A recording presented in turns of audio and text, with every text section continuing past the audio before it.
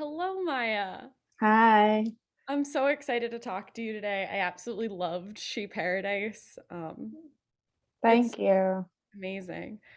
I thought one of the things that was so cool about it, and really I just want to jump into asking you about it, is dancing is so often viewed as this means of liberation. Like you're allowed to break the confines of like what you can do, what you should do, all of that stuff. But in this film, the women who are dancing also have to deal with all of this like assault, harassment, sexism. Like there are so many things that they're dealing Mhm, with.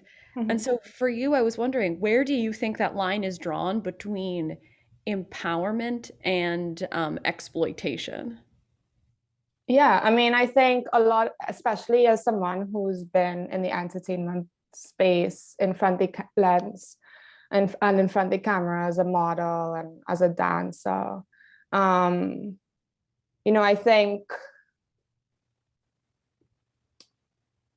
it's a space where, there are people who can exploit your aspirations or your dreams. And it's an exploitative space that I think a lot of young women have to navigate. I remember being on the other side of the lens and having, and I vividly remembering things that were told to me by photographers but I do feel like simultaneously to that, there was a lot of um, empowerment and liberation that I found from being able to express myself in front of the camera. Um, and I think, you know, beyond talking about like where the line is drawn, I think, a lot of I think it's important that the agency and the subjectivity of women in front of the lens is acknowledged and explored. Um, and the idea that they are just kind of like, passive, objectified objects and not performers um, who can like manipulate the male gaze or like exploit the male gaze or even understand the dynamics of what's going on and use it to their benefit. I think that's what's important. Without feeling the burden of being able to dismantle it, I think it was important that we kept the point of view and the subjectivity of the women who are in this space. And I think like one of the key moments that I always go back to in regards to that conversation is when, Skinny, he has in this scene where he chooses dancers, he appears to have all this power because he's deciding, okay, I want you, I pick you, no, I change my mind about you, and they all line up, right? But then Diamond pulls him aside and sort of like the power is reversed in that moment where she tells him, no, I think you should I just choose this person, and he has no choice but to kind of just like listen to her. So I think we just always wanted to kind of make sure that that their subjectivity is kept at the forefront and that we're like seeing the world through their eyes. um yeah. Totally. And I think that's that scene specifically is such an interesting power battle between the two. And it's captured so well. And in that situation, it's because so much of the dancing and the empowerment that comes from that is this idea of like reclaiming a certain sense of power. So that scene's so powerful with that.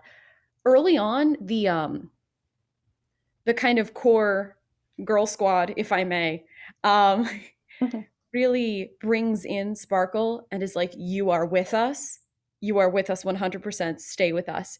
Do you see that as a protective measure for her?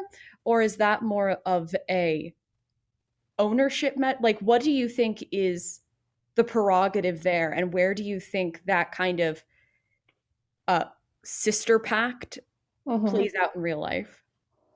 Yeah, I mean, I think I spoke about this earlier, and I think you know we're not sisterhood is complex, and I you know we didn't really set, when we wrote the script, it sort of has this ending that isn't a happy Hollywood ending or a fairy tale ending, but it's also like, when we wrote the script, we didn't really set out to tell, a moral tale. So there is this kind of acknowledgement that some of the characters are even flawed. There's a moment where Diamond kind of victim blames Sparkle almost, and so, I think being able to kind of capture like the complexity and all the nuances of that sisterhood, both good and bad, was important for us. And so when they welcome Sparkle in, it is kind of like an ownership, saying like, you're a part of us, you have to follow these rules. But I also do think that there's this kind of tough love elements to Diamond, where even though she can see what she can get out of Sparkle or out of the situation, she's, sees a little bit of her, that was the backstory we had, she sees a little bit of herself in Sparkle and kind of wants to usher her and show her the ropes. And it's really up to her to take and leave what she can from that situation, if that makes sense. Yeah. That makes absolute sense. No, it's so clear. And the dynamic energy that's in this group is so powerful, and you don't always get to see female characters in these like very intricate ways, which is phenomenal. Have you experienced, you mentioned you have a background as a dancer and a model. Have you experienced these kind of like quasi super supportive, quasi toxic sisterly bonds with people you've worked with? Yeah, I mean, I have, and I think, what's always funny to me is when they argue, they have this huge kind of explosive moment at the end, where it feels like Sparkle betrays, the sisterhood, and I just always remember thinking, but I've had just as explosive moments with friends, and the next day we brush it off and like we're like, okay, we acknowledge each other's flaws and like we keep going. But I always find it funny when people say, oh, that's the end, she's left, she's left the group, and I thought, well, is that really the end? Like and so yeah, just to go back to your question, yes, I feel like, you know especially like as women directors and writers, we feel like, especially as Black women, like we have, and we do have a responsibility to dismantle certain stereotypes and rethink the way we portray characters on screen. But at the same time, it's like, we also want to portray real people, flawed characters. Like, most of the best films we've seen contain characters who are flawed and complex. And so I think that's also like a tricky line, like how do you create interesting real characters that feel real to you, but also kind of keep this responsibility of kind of like making sure you don't fall into certain as you said, like toxic portrayals, which can be seen as negative. But I do feel like always kind of making sure that they're fully rounded and fleshed out, and that the humanity of them and their subjectivity is at the forefront, is how we sort of kept going forward with the woman. Absolutely. It was so you absolutely did. It was just so compelling the whole time. Do you think that I think it's so powerful, not to give anything away, but when at first Sparkle says she's not going to come back to the final gig, and then everyone's like, no, we have to go. And then she does leave. Do you think that do you think that leaving moment, do you stand behind Sparkle's decision to leave? Or do you think that the allegiance to the group is really the way to go? Is it the sisterhood over the self, or does sticking up for herself really say more about women, like empowering women in general? Yeah, I mean, I think I would, she does walk away, and I think it was important for us to show that she has arrived at a point where she doesn't need to rely on Skinny or Papa or the sisterhood, but she can find some autonomy in that moment where she walks away. But it's also, like, I think either decision is weighted, and either decision says something about her in that situation. I think being able to kind of turn down money in that situation and stick to her sisterhood, being able to make a decision like that also comes with a lot of privilege. And who knows what Sparkle needs that money for. And I think also, we've left that ending so open without really giving a point of view. But I think that there's so much critique about the decisions that women make in general, like if they choose to stay or choose to leave or choose to take the money or not. And I think there's just like so much pressure from all directions that I don't necessarily know if I want to say what that I stand by. I think in that moment she did what she had to do. And I'm just happy that she's able to kind of walk away on, with a kind of a newfound sense of independence. Whether or not I think it was like a betrayal of her sisterhood or not. Absolutely. And you do such an amazing job through it and of shining a light on how complex everything is. I feel like so many people tend to simplify it, but it's just so beautifully done. And I think the attention to detail in so many ways, like I was specifically impressed by the use of sound in the film because I found it super interesting that there only seemed to be music when there was dancing or a lot of togetherness, but otherwise the film is relatively silent. Um, can you speak to the intention behind this? If it was intentional, what you're trying to say through it? Yeah, I mean, there is a kind of a silence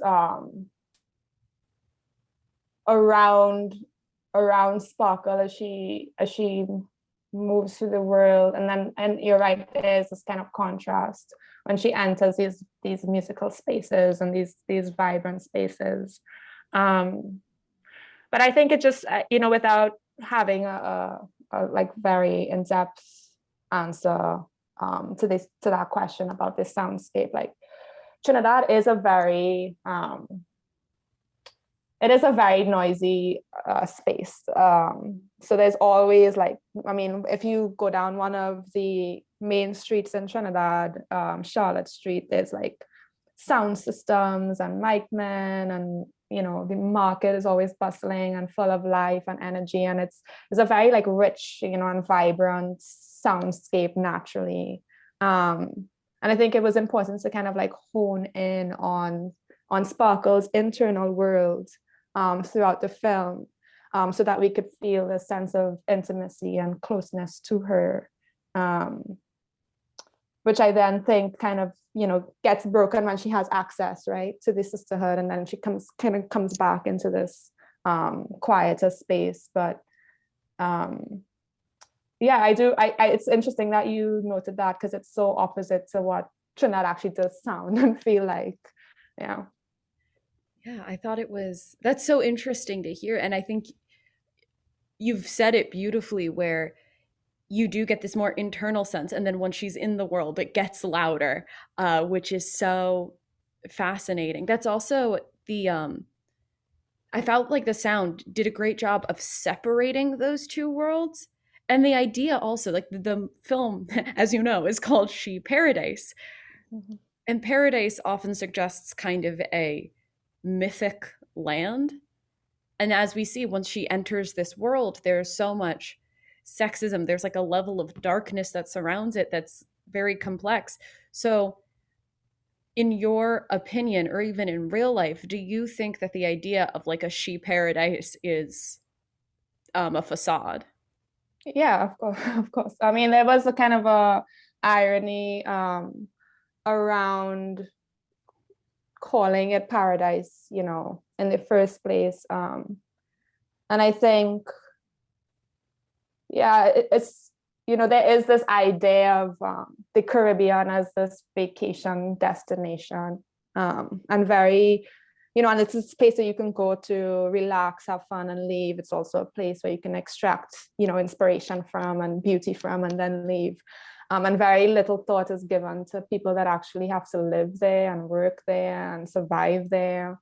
And particularly, for Melina and I, when we wrote the script, women's experiences there. And yes, it's a space, right.